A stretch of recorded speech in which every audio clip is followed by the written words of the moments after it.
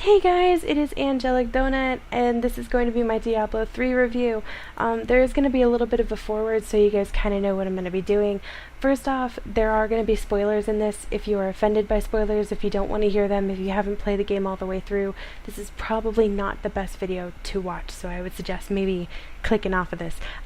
There is going to be some rage, even if it's silent, and if anyone from Blizzard happens to see this, please take what I say into consideration, because I'm really trying to help you guys.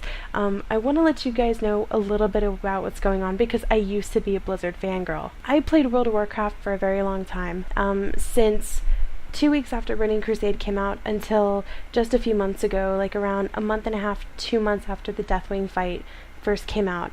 But I just got tired of the game. I got tired of all the drama inside of it, and I wasn't really interested in the game anymore. I was actually on the Mists of Pandaria bandwagon. I thought it was going to be fun, so I signed up for the WoW annual pass. I was like, oh, okay, well, I get all this stuff. I get into the beta for free. I get this mount. I get Diablo 3 for free. What could be better?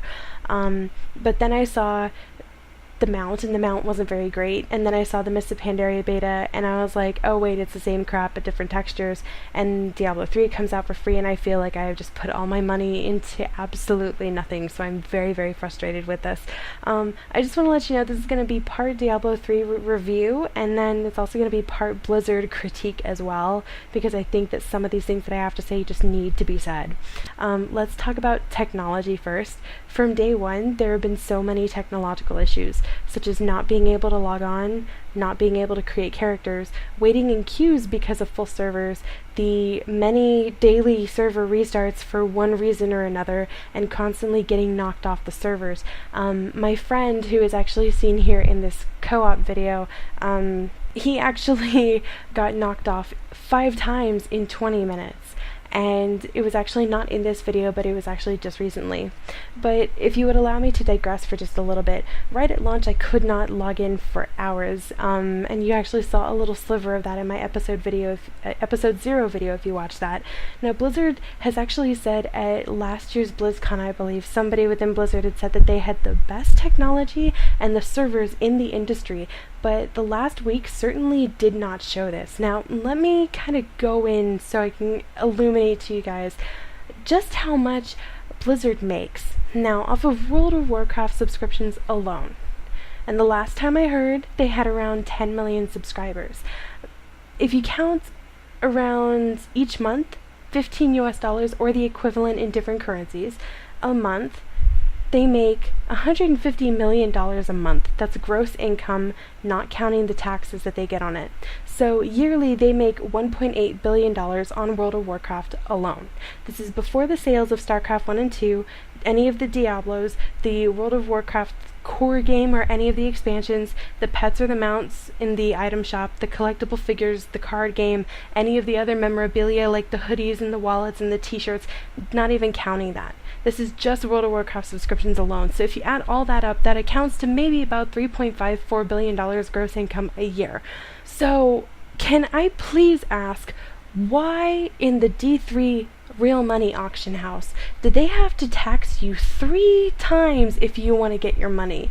They charge you once to put your item on the auction house, they charge you again when the item actually sells, and then when you get the money onto your account and you maybe want, I guess, put it in your PayPal or something, they charge you another transfer fee. I'm sorry, that's gouging. Kiss my butt. At the same time, there's really no reason, because of how much money they make, there was no reason for them not to have more server stress tests prior to the game drop. There was no real reason for that. But it's all these different things and all these technological issues that really show you how much Activision has changed Blizzard and how they just care about making and holding on to money. Let's talk about the storyline. Oh boy, D3's storyline is weak, and it will not stand the test of time like Diablos 1 and 2 did. I know that I have not personally finished Diablos 1 and 2, however, I do know many people who are kind of close to me, I know them fairly well, but they've told me, listen, D1 and D2 were freaking amazing, their storylines were great, it was a good game that you could play over and over, and there was no problem with it, but everybody I know that was such a huge fan of Diablos 1 and 2 hated Diablo 3. Their storyline, it was sad. And Chris Metzen has the gall. And Chris Metzen, in case you don't know, is the Vice President of Creative Design and Franchising for Blizzard. Now, he had the gall to boast that this was the ending that the Diablo series deserved. Now, let me sort of go into this a bit. The characters in this game are forgettable. I will forget their names in probably like a month or two. I'm not even gonna know. They're gonna be like, so yeah, I was doing this one quest with Leah. Who's Leah? What? Huh? Especially the party helpers or the minions or whatever you call them, the Templar, the Scoundrel, and the Enchantress. They have really vapid sub-stories that don't affect you or the game at all. And, like, why couldn't you help the Enchantress find her other sisters, or the Templar get revenge on the Order? It's not like they were pressed for time. They only had 12 years to work on it. There were unfinished and exasperating storylines like Adria betraying her daughter, and you just let her walk off. I know that when this little in-game cutscene ends, you're standing at the top of the stairs, and so I guess they're trying to hint that maybe you just ran up there, but it doesn't make any sense. That one particular part of the game made absolutely no sense to me. Also, there's no chance to help Leah as Diablo takes her over, which kills her, by the way, and she is never really mentioned after she's dead. It's like, oh, well, we finally got rid of this plot device, but let's forget she ever existed. Now, the CGI cutscenes are really, really pretty, but the ending itself was so lackluster that it would make even BioWare cringe, okay? Red, green, blue. Now... One more thing, what was with the congratulations screen at the end? Can somebody please tell me? Couldn't Blizzard have put a little bit more effort into making it nicer? I mean, it looks like a standard JPEG. It looks like something I could have done in Photoshop, and that's bad because I'm not really good at Photoshop. So moving on, alright, let's talk about graphics. The graphics are okay, but it's sad when it's not the environment or the gear that's the nicest, but it's the spell details. Again, the graphics are okay, but that's the problem. It's just so okay. In this day and age where we demand games that are both visually appealing, have good combat systems, and are intense in their storylines that they just suck you in, Diablo 3 just doesn't meet the bar. The only places that had any real character to it, in my opinion, was Bastion Keep and Silver City. And also, in fights where there's like 30 plus enemies on the screen, everything gets so convoluted, and there's no real way to tell what's going on, other than like maybe the fact that some of them are glowing blue or glowing gold. Guess what? You just press buttons maniacally and slaughter them all, and there you go. Now, combat. Other than the CGI cutscenes, combat was the only other enjoyable part of this game. Not because it was challenging, because it wasn't, but because of the pretty spell details. Now, some of you might be saying, okay, well, the challenge is on the other difficulty levels.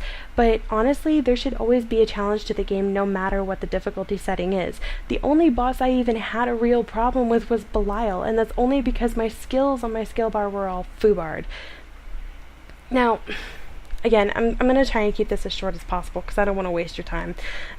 In conclusion, for a company that has such a large following that really demands greatness from them, Blizzard really let us all down.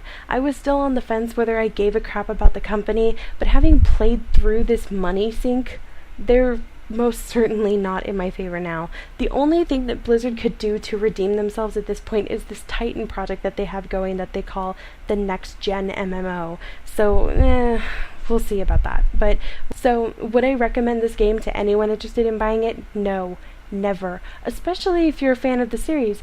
Don't buy this one. It's not good. No. This is probably the biggest disappointment I felt out of a video game since the MMO Rift. I thought that was going to be amazing, and it was terrible. Out of 5 stars, 5 being the highest score, I'd give it a 2 star. The only saving grace was the nice CGIs, and that's it. So, there you have it. There's my scathing Diablo 3 review. Now, I might still play every now and then, but that's only because I have friends that do, and I have nothing better to do with my life. God help me. In other news, and this is totally unrelated to Diablo 3, I've been thinking about, when Guild Wars 2 comes out, having my own guilds, even though I have no idea what the name would be. It would be on a North American server, so if you guys are interested in getting in contact with me about that, feel free to add me either on AIM or Steam, which will be linked below, and thank you very much for watching.